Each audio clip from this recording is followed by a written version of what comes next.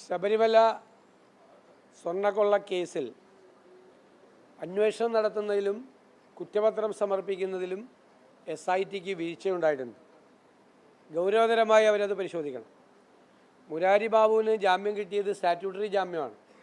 90 ദിവസത്തിനകം കുറ്റപത്രം സമർപ്പിക്കാത്തതിൻ്റെ പേരിലാണ് ജാമ്യം കിട്ടിയത്. ഇനിയിപ്പോൾ അടുത്ത കേസിൽ ഒരു കേസിൽ ഉണ്ണികൃഷ്ണൻ പോറ്റിക്ക് ജാമ്യം കിട്ടിക്കഴിഞ്ഞു. അടുത്ത കേസിലും ഉണ്ണികൃഷ്ണൻ പോറ്റിക്ക് 90 ദിവസത്തിനകം കുറ്റപത്രം സമർപ്പിച്ചില്ലെങ്കിൽ സ്റ്റാറ്റ്യൂട്ടറി ജാമ്യം കിട്ടും.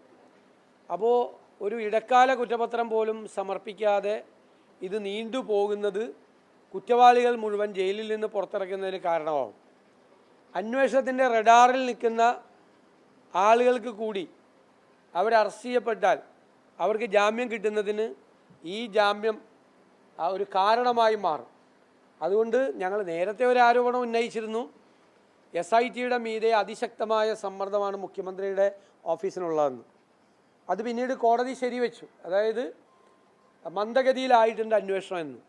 ഇപ്പോൾ ഞാൻ ഇതുവരെ SITയെ കുറ്റപ്പെടുത്തി സംസാരിച്ചിട്ടില്ല. കാരണം SITയിൽ നമുക്ക് വിശ്വാസമുണ്ട്, ഇപ്പോഴും വിശ്വാസമുണ്ട്. പക്ഷേ SIT വീഴ്ച വരുത്തിയിട്ടുണ്ട്. കാരണം 90 ദിവസത്തിനുള്ളിൽ കുറ്റപത്രം സമർപ്പിച്ചില്ലെങ്കിൽ കുറ്റവാളികളായ ആളുകൾക്ക് ജാമ്യം കിട്ടുമെന്നും അവർ പുറത്തിറങ്ങിയാൽ ഈ നഷ്ടപ്പെട്ട സ്വർണം വരെ കണ്ടെടുത്തിട്ടില്ല, ദ്വാരപാലക ശില്പം കണ്ടെടുത്തിട്ടില്ല.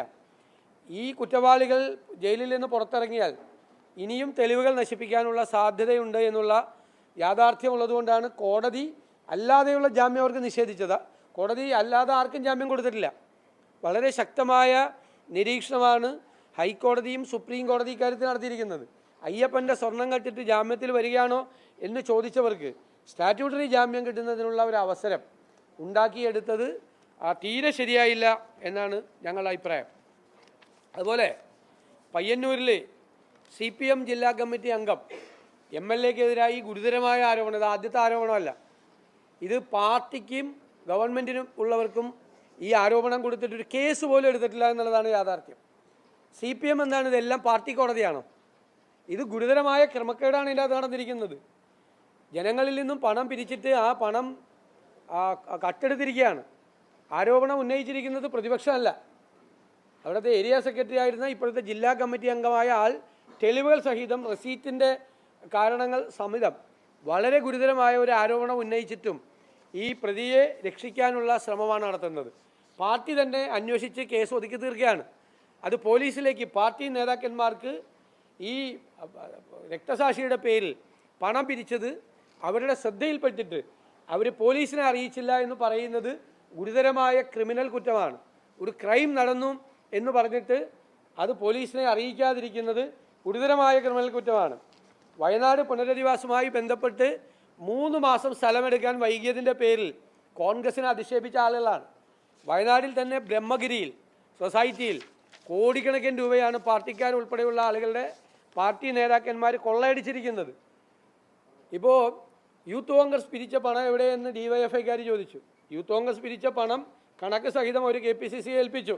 അത് ചോദിച്ച് DYFIക്കാർ ഒരു രക്തസാക്ഷിയുടെ പണം കവർന്നെടുത്തതിനെക്കുറിച്ച് എന്തുകൊണ്ടാണ് മൗനം അവലംബിക്കുന്നത്? ഇത് ഇപ്പോൾ ഇയാൾക്കെതിരായി ഭീഷണിയാണ്, അദ്ദേഹത്തിനെതിരായിട്ടുള്ള ഭീഷണി. ഇത് ഈ ആരോപണം ഉന്നയിച്ച ജില്ലാ കമ്മിറ്റി അംഗത്തിനെതിരായി വ്യാപകമായ ഭീഷണിയാണ്. സത്യം തുറന്നു പറഞ്ഞ TP ചന്ദ്രശേഖരന് എതിരെ പോലുള്ള വധഭീഷണി ഈ ആരോപണം ഉന്നയിച്ച ജില്ലാ കമ്മിറ്റി അംഗത്തിനുണ്ടായിരുന്നു. പ്രളയ ഫണ്ടും കോവിഡ് ഫണ്ടും ഒക്കെ തട്ടിയെടുക്കാൻ മടിയില്ലാത്ത പാർട്ടിയാണ് CPM എന്ന് തെളിയിച്ചിരിക്കുന്നു. കരുവന്നൂരിൽ കോടികളാണ് തട്ടിയെടുത്തത്.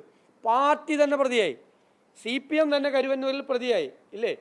അതുപോലെ വയനാട് ബ്രഹ്മഗിരിയിൽ ഉൾപ്പെടെയുള്ള ഒരുപാട് സ്ഥലങ്ങളിൽ വ്യാപകമായ അധിക്ഷേപമാണ് പാർട്ടിയെക്കുറിച്ച് വരുന്നത്.